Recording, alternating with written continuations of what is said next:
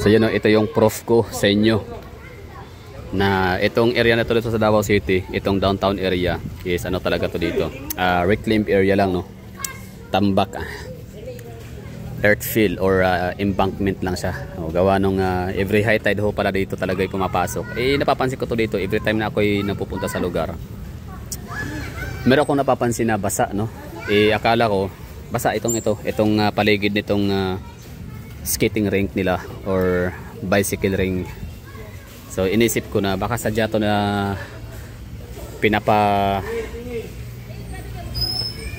pinapalagusan, no, ng tubig para malinis, no, para pwedeng walisin gano'n, no, matatanggal yung mga alikabok or mga lupa o ano pa mga form of erosion. Anyway, bali makita ho natin dito, natin may bukal, parang bukal ho yan. Hindi ho talaga yan na bukal, hindi yan spring.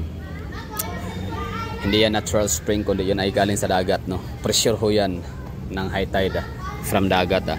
So ibig sabihin ho talaga ito yung proof and the evidences ho natin na itong area to dito is talagang ano to dito. Inaabot talaga to ng tubig, high tide, no. Ng tubig during high tide. So sa mga ano dyan, no, mga pinanganak 1930s, meron bang mga pinanganak 1930s, 1940s, di ba? Itong lugar to dito dati is ano siya, mangroves, mga ganun, di ba? Inaabot to ng ano, ng high tide talaga dati.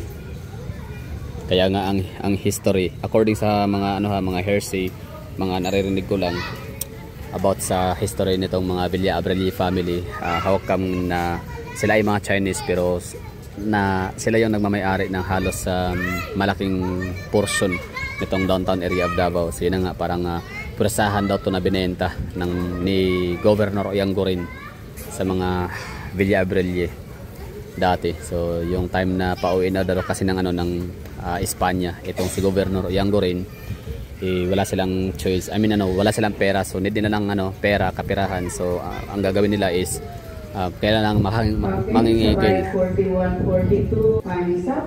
So mangingigil sila ng pera, no? Oo. Extortion yung ginagawa nila. So ang gagawin nila, paano ma-extort nila yung mga Chinese. Kasi that time kasi wala namang pera ang mga native Davaoenos, so, mga lumads. Walang pera ang mga lumads dati, no. So ang may mga pera lang talaga dito, karamihan is yung mga Chinese. Kasi sila yung nagnegosyo, nagbibenta ng mga pako, mga ganun, di ba? Sa mga kung ano pang mga construction materials dito sa may Chinatown. So ang ginawa ho nila is yun nga, bilhin mo tong lupain na to dito hanggat abot ng iyong tanaw, sa'yo na yan, pinagbibili ko sa'yo yan sa gatong halaga. Siyempre ito namang mga Chinese, itong si Villa Abreli daw according lang to sa hearsay lang to so maaring totoo, maaring hindi. Ang sabi, bakit nila bibilhin itong lupain na to dito? Hindi naman talaga tutulupa, diba? Paano ito maging lupa? Tubig yan. So anong magagawa niya sa puro water lily, mga lily o mga basa tubigan tong area na to dito dati talaga. Sabi niya ayaw kong maputik gano'n, no. So ayaw niyang bilhin, kasi sayang yung pera. Sabi niya sige, mamili ka, ikaw kulong kita or bilhin mo siya, gano'n. So dalawa lang gagawin mo dyan, bigyan mo akong pera in exchange sa lupa, sa area nitong buong makikita mo dito, abot ng iyong tanawin yan. Lagyan natin ng kasulatan na yan ay pagmamay-ari mo na ipagbili na namin sa iyo, parang gano'n ba. So yun ay by kumbaga parang accident, by chance or tawag diyan, parang blessing in disguise, no, yung pagiging extortionista nitong si Governor Oyangurin. So blessing in disguise para sa mga Villa Abreli family, dahil nga nagkaroon sila naka-acquire sila ng malawak na lupain dito sa Davao City downtown area in particular, which is napakamahal ng value ng lupa kasi commercial. Anyway, so yun lang, bali na-share ko lang yung kwento na yun, na kwento lang din ng mga sinaunang mga Davaoenyo, ibig sabihin mga medyo oldies, sa mga pinanganak ng mga 1930s, 40s, no. Hindi ko na lang sila mahanap or mahagilap kung asan sila ngayon. Ayan, ito yung proof. So ito yung nagpapatunay na mayroong consistency kahit paano yung kwentong natatanggap or naririnig ko doon sa mga taong yun, no. Kasi inaabot talaga to pala dito ng baha. Kahit yung sa may Gaisano Mall of Davao, maging yung area na rin daw dati, tsaka yung ano sa may Victoria Plaza.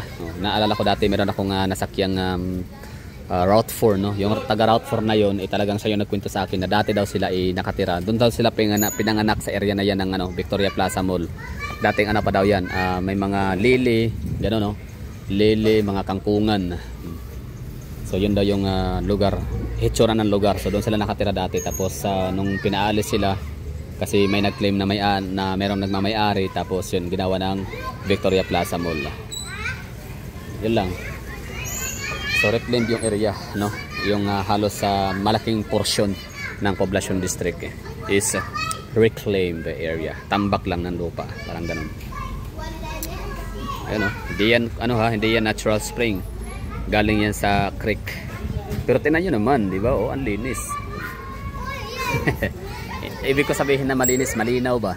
Wala kang makikitang sign of stagnation, di ba? Wala kang makikitang mga basura dito. So ibig sabihin pag walang basura, hindi stagnant. Kasi kung stagnant yan, kung talagang pasaway ang mga Davaoenyo, kung talagang hindi talaga well disciplined, no?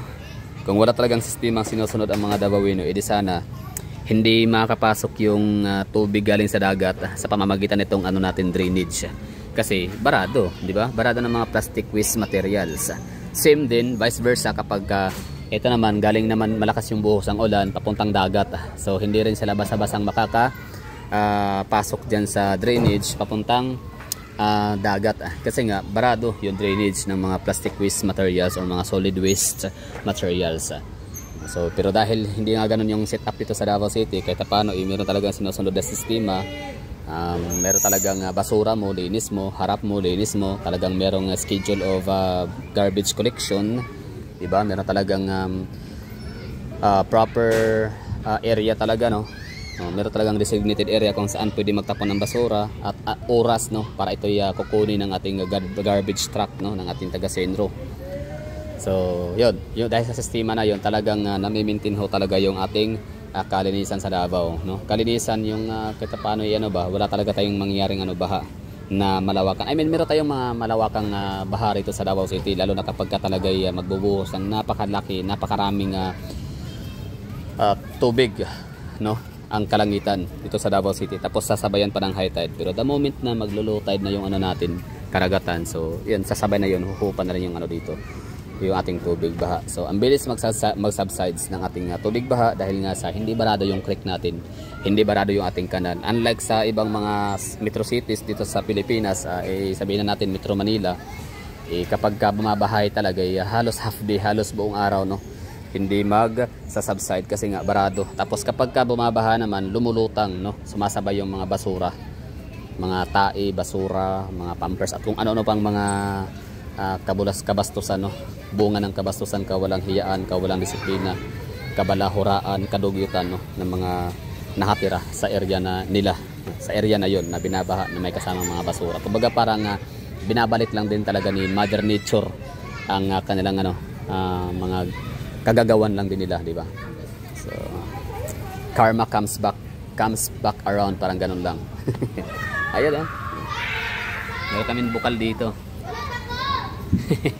Pero hindi talaga siya bukal na natural spring, kundi siya lang. Siya ay bunga ng high tide, di ba? So yun lang, okay na tayo dito. Maraming thank you sa panonood. So yun lang ang title nito, caption. So pruweba, proof na ang Davao City downtown area or Poblacion District ay reclaimed area lang.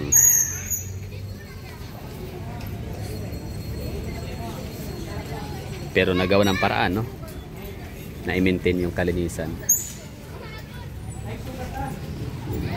48 pababa, 47, 46, 45,